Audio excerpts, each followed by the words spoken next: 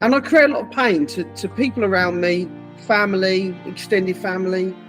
It just wasn't nice. It just wasn't nice. And it's exhausting because actually you spend a lot of time re-rationalising. Am I a good person? Have I done this correctly?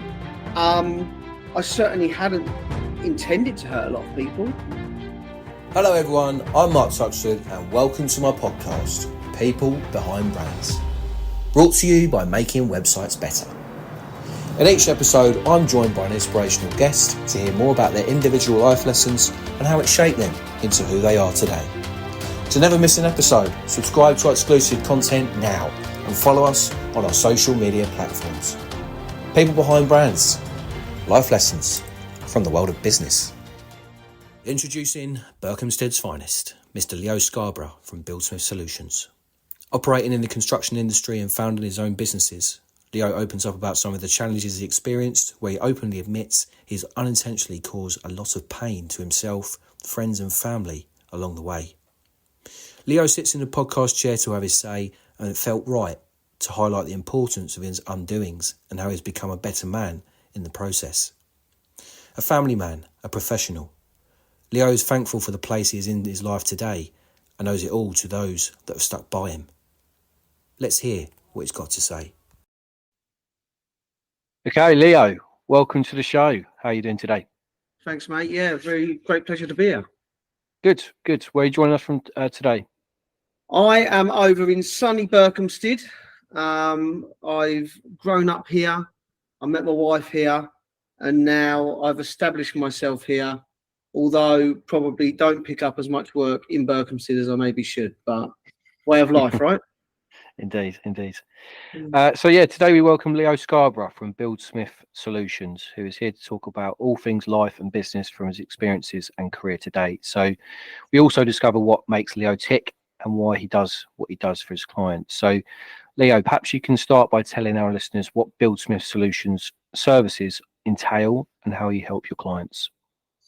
Yeah, of course. The Buildsmith Solutions was actually created as a brand name about 6 months after the shell company. I was fortunate enough to be taken on a brand journey, which you guys know all about, to identify why I do what I do. And actually that's where the Buildsmith and the Solutions was created. It's a set of old-fashioned values which are fundamentally lost in the construction industry, where we give good, proper, happy, collaborative advice. And I'm sure you can absolutely sympathise with that in your industry, that it's unregulated, construction is unregulated, your industry is unregulated. The barrier to entry, sadly, is very low, if at all. And even those in the industry that are regulated, like myself, or proper qualified architects, or proper qualified structural engineers, etc., often miss the mark. So Buildsmith Solutions was created through old-fashioned values, hence the Buildsmith. Like goldsmith or silversmith, blacksmith. And the solutions is because we are solution orientated to an industry that is fundamentally flawed and doesn't seek to provide solutions. So what part of the process does a client bring you into that project? There's two places where we get referred regularly. One is the day after the idea. And we're talking projects really of a build budget of £500,000 and above. Yeah. We can create value at any level of project, but we really start to get into our groove and add real value versus cost at £500,000 and above. But the day after the idea, because not every idea suits being built out. And what I mean by that is It could be that one of our business clients says, I've got this office, actually, I want to try and realise as much value as possible. I want to turn it into flats. If we get in straight from the beginning, we can have pragmatic discussions around the exposure to risk, the cost that's going to create, the headache that's going to create, and really what the end goal is. The end goal is never, I want 5 flats. The end goal is, I want £500,000 in the bank at the end. Now, by being in at that stage, and it can be flats, it can be houses, it can be domestic refurbishments, anything. There are so many people out there that will take their money. And again, I'm sure you can see that in your industry, that you sometimes need to take them back to go forward. Yeah. And there are so many people that would listen to that brief and say, I want 5 flats, and that's what they'll get. But nobody will think about what the end goal is actually. So, number one, bring me in directly after the idea, and we'll find the right architects and we'll find the right builders, all of which I've got approved, or we can introduce new ones, but a really good quality control, and I can sit as knowledgeable client, because there are people out there that will have their pants down. Yeah. And then sadly, the other place I get referred is when it's all gone wrong. And I have 4 of those on at the moment. Anything from great big houses where clients have spent hundreds of thousands of pounds, and it's going to take us hundreds of thousands of pounds to knock it down and bring it back to where it is, because the builder is just the wrong builder, has built it wrong.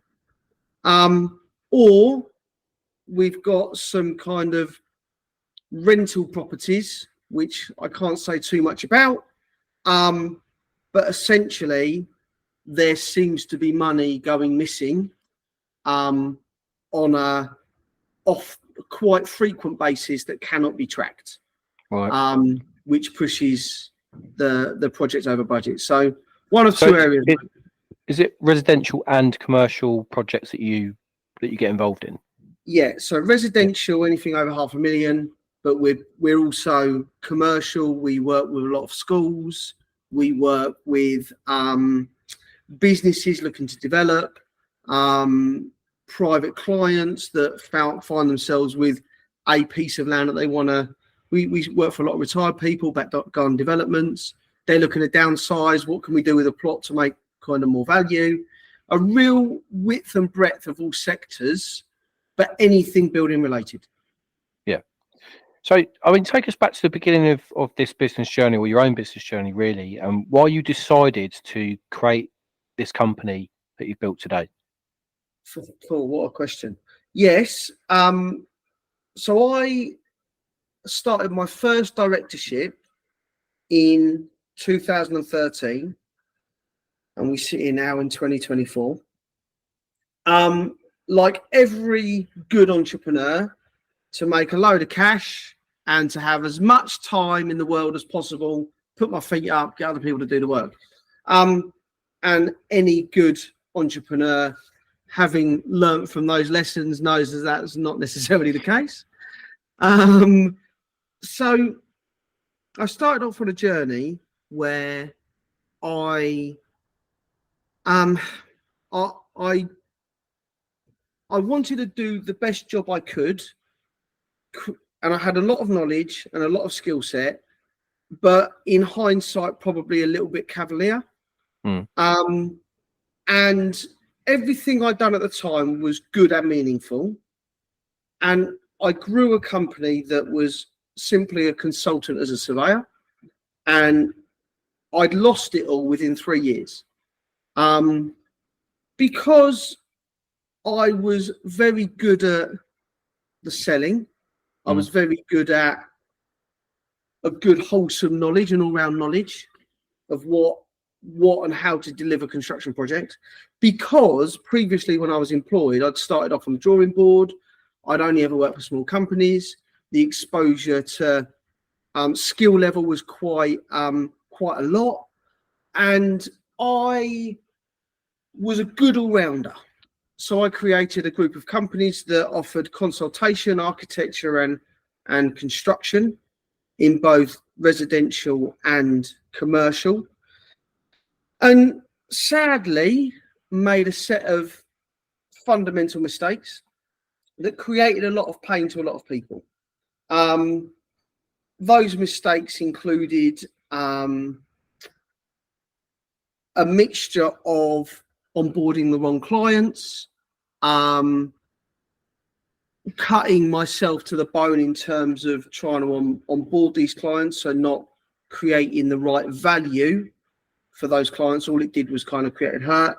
I had a big firm with lots of people that were hard to control, so the control measures weren't in place. And through all of the good that I wanted to do, I created something inevitably quite painful, but entirely by accident. There was nothing meaningful about the way that particular set of companies left. I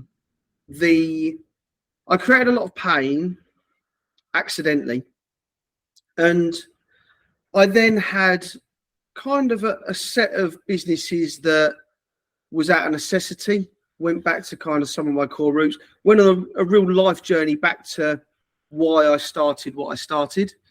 In actual fact, I went and saw a lot of old school friends who grounded me back on a lot of my core values, and I'd realised how far I'd departed from it through mechanics, not because I was dishonest, but I got into the rhythm of doing the doing. And like I said, I got to a point where I couldn't pay staff, I couldn't pay back clients, I couldn't deliver their projects. And it took me until 2023 to forgive myself for all of those kind of misdoings. So that sounds like it's taking quite certainly a mental, but also physical impact on your health. I would say so, yes. Probably without realising it. I'd only realised it probably last year, the weight and the burden I was carrying. You become mechanical about how you deliver stuff or work. And I create a lot of pain to people around me, family, extended family. It just wasn't nice. It just wasn't nice. And it's exhausting because actually you spend a lot of time re-rationalizing. Am I a good person? Have I done this correctly? I certainly hadn't intended to hurt a lot of people. One of the things I realized in this journey is that I'd done this fundamentally by accident, but there are people in my industry doing it fundamentally on purpose, actually going out of their way to do it. And I think that as a toll in terms of mentally, I mean, on a spectrum of mental health, I would say that I haven't suffered like a lot of people have with it. And it's a realization of mental health comes in all kinds of different forms. The burden that your decisions create can take its toll in different ways. I wouldn't say that I certainly was an advocate of counselling in order to kind of get through a lot of the pain points. And after the 2016, I made some cracking decisions. I found myself in partnership with a best mate and a brother, really, of mine. He's I owe a lot to him. But actually, I found somebody with my values. Yeah. And That's the most important thing, though, isn't it? It goes back to your point about working with the right clients, working with the right people. You know, they've got to be on the same wavelength as you, so you can do your best possible job. But you know, obviously going back to doing my kind of research and purely looking at some of your experience on LinkedIn, certainly. How do you feel previous experiences or roles have kind of led to where you are today? That story is the foundation of all of those experiences have led to the foundation of why we do what we do. And the brand, solution orientated building expert. All of the experiences today means that we can deliver absolutely fantastic value. It also means we don't work for everybody, Mark. We spend a lot of time picking and choosing people, which can be counterintuitive. But that's a good position to be, though, isn't it? You know, and obviously from what you've just mentioned previously, there's no point working with people just for the sake of it. Again, you've got to do your best job, and the client's got to be right. So it makes total sense. I'm glad to hear you say that, because it's something that's really important to me, and having largely learnt the hard way, as many entrepreneurs find or don't find, and then having to pick yourself up and dust yourself off, and we all get hit, right? I tell that story, but then there's COVID in the way as well. My plan A was in business with my best mate, and then we just couldn't see our way through COVID. We made some good decisions at the time, turned out to be bad decisions retrospectively. I love him dearly. I speak to him every day.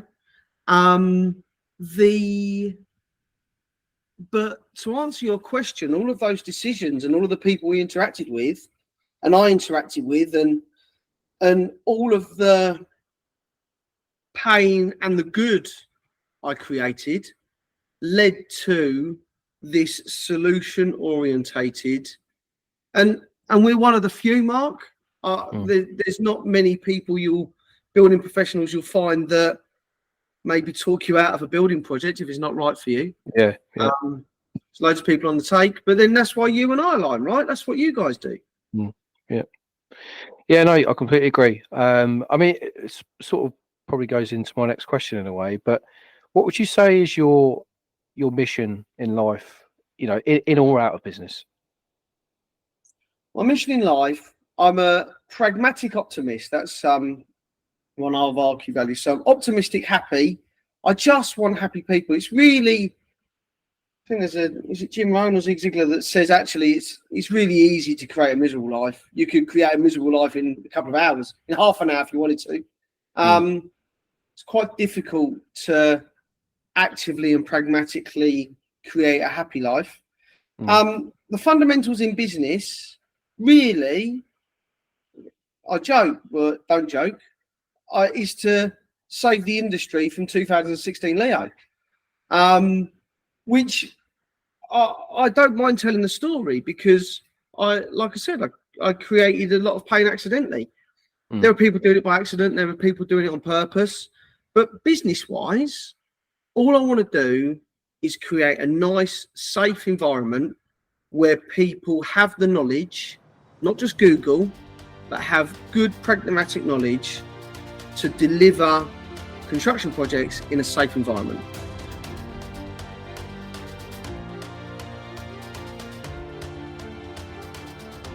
Our podcast is founded upon honesty and how testing times have impacted our lives today. So away from business, can you tell us about a challenging time in your life that made you who you are today? Challenging time in my personal life. It's interesting. I would say that a lot of troubles have stemmed from business. I am a pragmatic person, but one fundamental thing that I've learned personally is I suffered I was a bit lost after believe it or not, after my first child was born, from the age of about 11, my ultimate goal was to have a family. Yeah. And interestingly, a lot of my decision making up until the age of 27, when I had my first child, was absolutely based on that.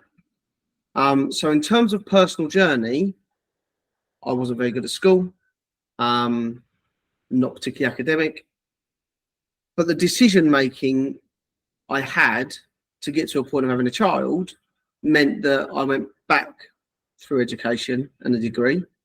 And actually, and interestingly, me creating my first business in 2013 was as a result of a lack of goal or a lack of planning. Yeah. And interestingly, probably floated along personally. Yeah. So do you think your sort of first child, it gave you that sort of purpose, and I guess kind of like a bit of a point where you woke up and you thought, right, I need to do what I need to do because you've got to provide for your family? It was probably a precursor to that, because the timeline was, so I'm eldest of 4. I've got a lovely family. My parents are still together, very loving. I've got a sister that's 2 years younger than me. I've got brothers that are 9 years and 11 years younger than me, same parents. I was brought up as uncle brother, really, or as uncle brother to my younger two. I taught one of them how to shave, and I took one of them to his first date. And then my parents started foster caring. So it's always there's always been a busy personal life, full of love and care. But the timeline was 2011, hadn't realised, but I set my goal. Around 18, 19, realised that labouring and working behind a bar wasn't going to facilitate that goal. So that's when it kicked in as providing, right? Actually, prior to the baby ever being there. Then 27. So then I was lucky enough to meet my wonderful wife at school. So I've just turned 40, and we've been together since she was 16 and I was 17. So met my wife really early, married in 2010, baby in 2012. So the providing stuff was a precursor. Then milestone achieved out of the crazy time of having a baby. 2013 started up what was my first business out of a lack of milestone or a lack of kind of visibility going forward. So you just mentioned obviously your family there, and you've mentioned obviously some tough times that you've gone through. I mean, how much of an impact does that have on your wife, your children, you know, your wider family and all that sort of stuff? How much of a support have they been in those years? Phenomenal. The changes I've made, I feel very fortunate as we sit here now to have children that are young enough to remember me being about. Yeah. But had I been on that same journey, I was working 80-hour weeks. So not only had my wife supported me, and obviously the baby at the time was only a year old, supported me on the journey of being self-employed at a critical stage when I needed to provide, like you said. Then to see everything largely crash and burn in 2016, and all of the issues and pain that created, she has stood by me. She's made sure that we've got that finite plan. There was an element of trust to rebuild, as you can imagine. There's me off making various decisions and her trusting me at the time, and then it all going wrong.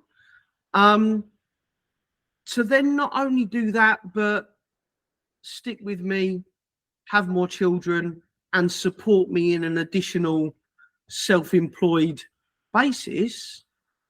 The family and friends that stuck around after 2016 are in my camp. You do have to find your tribe. Yeah. And there are some people that stick with you because they have to. I mean, when I went into liquidation, I took my dad. Because he was the one that I knew it was a juxtaposition to maybe some of his moral standings. He'd been on the other side where he was a subcontractor, and he'd been on the other side when another director had liquidated and taken his money. Yeah. And yet he sat next to me. He sat next to me facing off my old supply chain, saying, I don't know where it's gone. I'm sorry.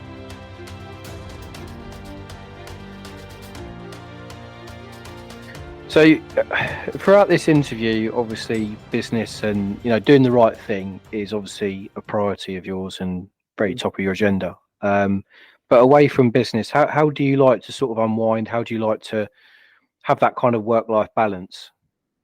Well, I appreciate you saying that, by the way. That's a lot of people. It's good that I come across like that. Work-life balance. For my own sins, took up golf for networking purposes about 3-4 years ago. And now I just cannot get it out of my head. I need to play golf as much as possible. Yeah. But I tend to carve that out of the working week. For any of the people that work for me or that are listening to this, I do work out of it, I promise you. Yeah. But it's easy, right? I'm just disappearing for 4 hours. Thanks very much. So that seems to be my one and only hobby, because I've never had a hobby for my entirety of my life from what I can remember. I devote a lot of time to friends and family. I love a bit of DIY, although it kind of gets a bit tedious on your own house after a while. Yeah. But running around after the kids have got me into football, believe it or not. So I've never been a football fan. All right. But my kids have got me into football. Report the scores. Dad, watch this. Look at this goal on FIFA. We watch Match of the Day on a Sunday. So it's interesting, actually, when you kind of start to look at the influences. I've now got my eldest starts to get ever so slightly frustrated with us because we don't always get it right, and they're very accommodating. My eldest says we often say to him, "I'm sorry, kid, but we've never had a kid your age before, so we're making it up as we go along." Yeah. And they're very supportive, frustrating but supportive. So for me, to answer your question, hobby is golf. Friends and family are why I do what I do. I try and be as meaningful as I can with my wife and my kids. Sometimes it escapes me, but they've got the honesty to sit me down and say, "Come on, you're giving us the scraps. Let's step up together."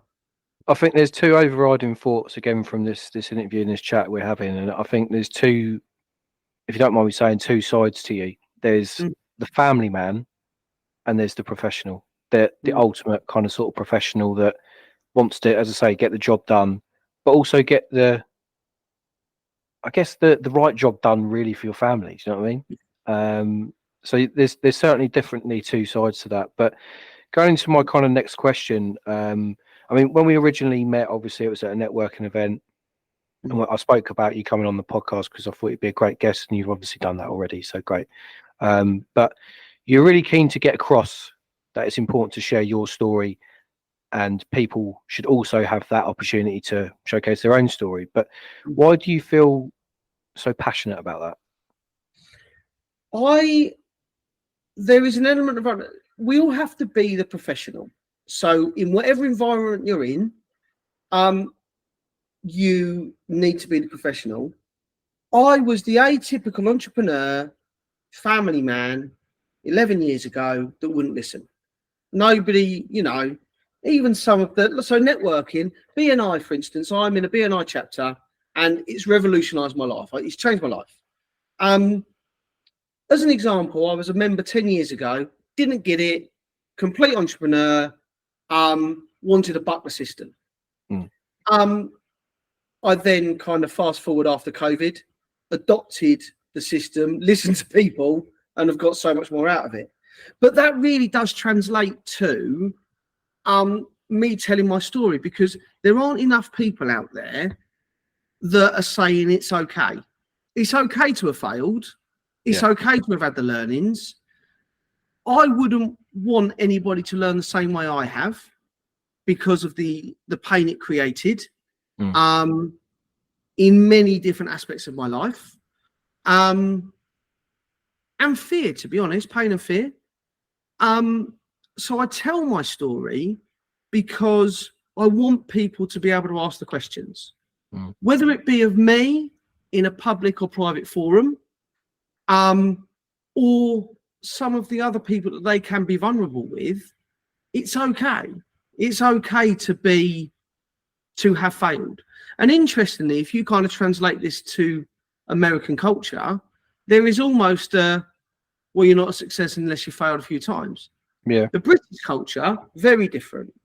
It's an embarrassment. It's an embarrassment. And I stand here now, or sit here now comfortably. I've had 7 directorships in 10 years. The group of 3 companies kind of went together.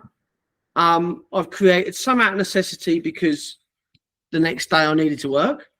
I've had beautiful directorships with beautiful people and added real value.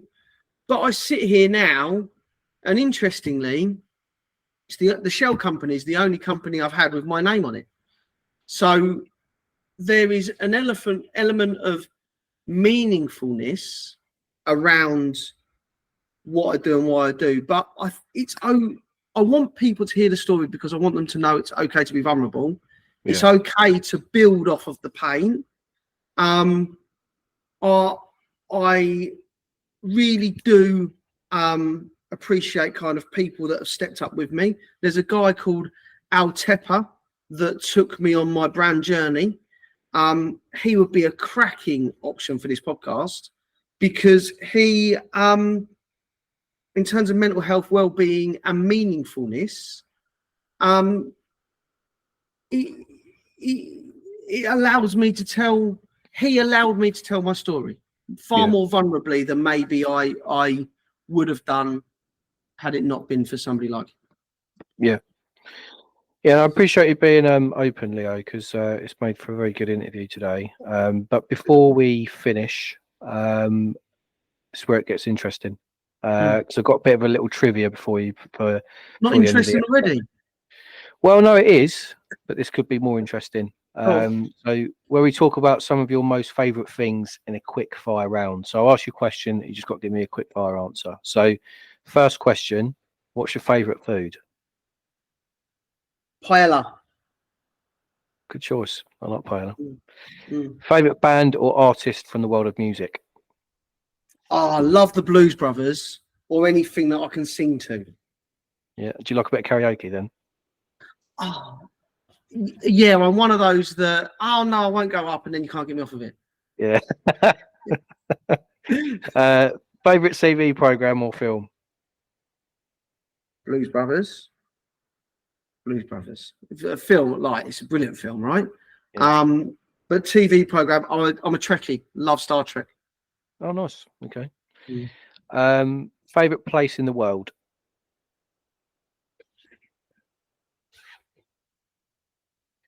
Favourite place in the world? Home. What I would say is anywhere that family is. That would be me.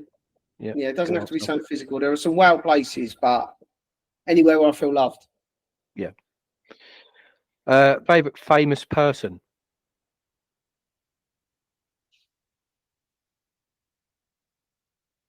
Wow. Favourite famous person? Apart from you? Well, I'm not famous, but I'll take it.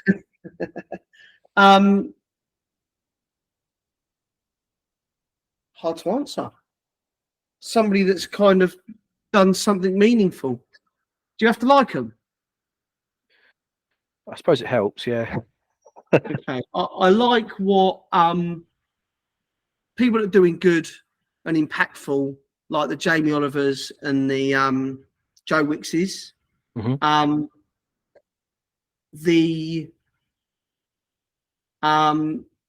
I'm not a great fan of construction professionals on TV, and they'll remain nameless because I'm not sure if they're selling it quite right. But yeah, anybody impactful like that. Let's say Joe Wicks and Jamie Oliver. Okay. It's not quick fire, is it? Well, that last one wasn't, no. But the last question: favorite memory from your life? Holding my first son. Yeah, good answer. Got to be, innit? Yeah. Listen, Leo, look, honestly, it's been a real pleasure to have you on today's episode. I hope you've enjoyed it as well. Last question before we end is where can people find you? Just so our listeners can, either connect with you, follow you, whatever it might be. So perhaps just let us know where people can find, obviously, Buildsmith, whether it be the website, social media, etc. Buildsmith.solutions. There's no .co.uk or anything like that. Buildsmith.solutions. Or equally, you can find me, Leo Scarborough, or the Buildsmith on LinkedIn. Perfect. Well, thanks again, Leo. Join us next time for a brand new guest as we continue with more life lessons from the world of business. So that's it for this episode of People Behind Brands. If you like what you heard today, do yourself a favour, subscribe to our exclusive content now, and follow us on our social media when you search People Behind Brands podcast or at podcast PBB. Join us next time for a brand new guest as we explore more life lessons from the world of business. We'll see you soon. Ta-da!